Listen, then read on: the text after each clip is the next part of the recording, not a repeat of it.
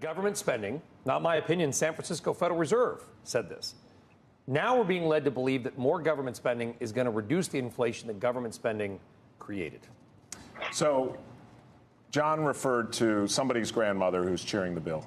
That same grandmother lived through runaway inflation in the 1970s. Most of the young people that we work with have never been in an inflationary environment. Correct. Core CPI was what, 9%? 6%. CPI growth was 9%. Spending $700 billion at this moment in time is not deflationary. It is dishonest to attach that to either bill. It is particularly dishonest to market the CHIPS bill, which is essentially the U.S. government picking a particular industry, manufacturing of chips, picking winners and losers in that particular industry, which never works well. And John referred to the financial crisis and the bank bailouts. It didn't work well then, and we're dealing with the fallout still. So that's the big issue I have, is this moment in time to choose to spend $700 billion, and in the case of the CHIPS bill, to do it with no pay force and to pick a particular winner, which is the manufacturing industry. That's just the semiconductor industry. Well, with all due respect, we've been picking winners and losers forever. We have bailed out the automobile industry. We bailed out the airline industry. We bailed out the banks. The Federal Reserve bailed out Wall Street by keeping the Fed window open during the pandemic. By the way, there was a comment about that government spending created the inflation we're in. There was a global pandemic that we haven't seen in 125 years. And if somebody has a COVID manual that they know of that I don't, that we can pull off the wall to tell us how much spending we should have done to offset that, I'd be happy to read it.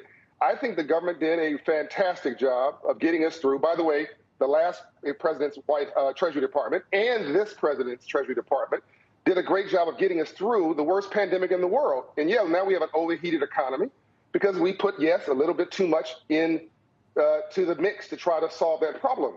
But who can say that we are competitive right now on infrastructure? We're not. Who can say we're competitive on human capital? So, John, I think you're kind of coming after my comment. It's not my opinion. The San Francisco Federal Reserve said it. We overstimulated far more than any other nation. I hear you on the COVID playbook. I get it.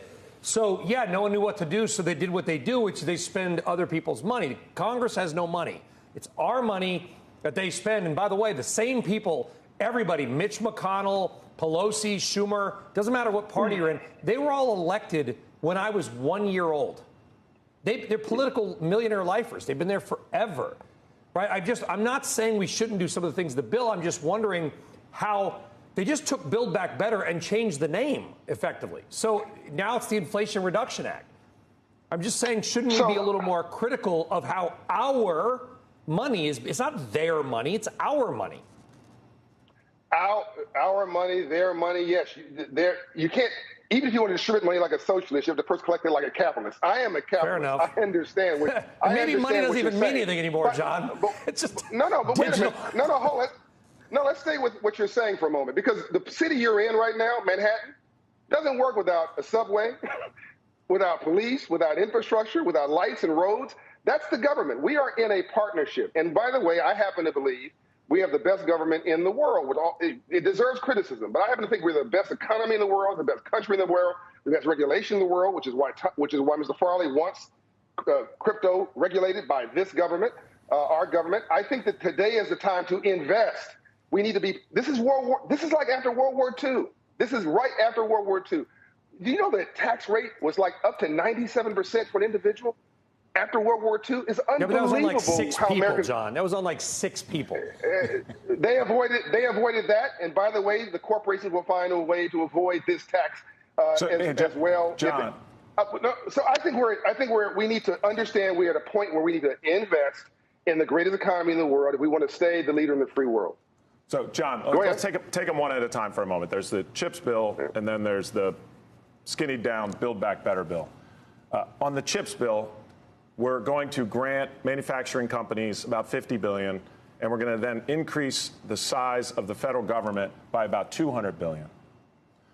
At a time when inflation is, I don't think runaway is too strong a term. It's almost going exponential.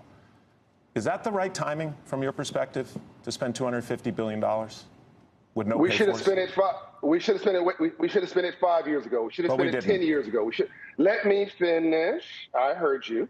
I heard you. Let me finish. We are behind the curve on infrastructure, on human capital. I have 4 million clients at Operation Hope who want to contribute to this economy. They're not prepared. They don't have the tools to set. They don't have the toolkit in order to be part of GDP. I think that a lot of what's being done right now will prepare the bottom half of this economy to be contributors to GDP, will increase health and wellness, will make us as competitive as China, which, by the way, is funding all of their industry. We're not talking about funding all of our industry. By the way, the second bill pays for itself and reduces the deficit by $300 billion. And I actually think that's a conservative estimate. I think this is temporary inflation, Mr. Farley. I'll go one step further. It's manufactured inflation because of COVID. It came because of COVID and the broken infrastructure, broken supply chain. It will go away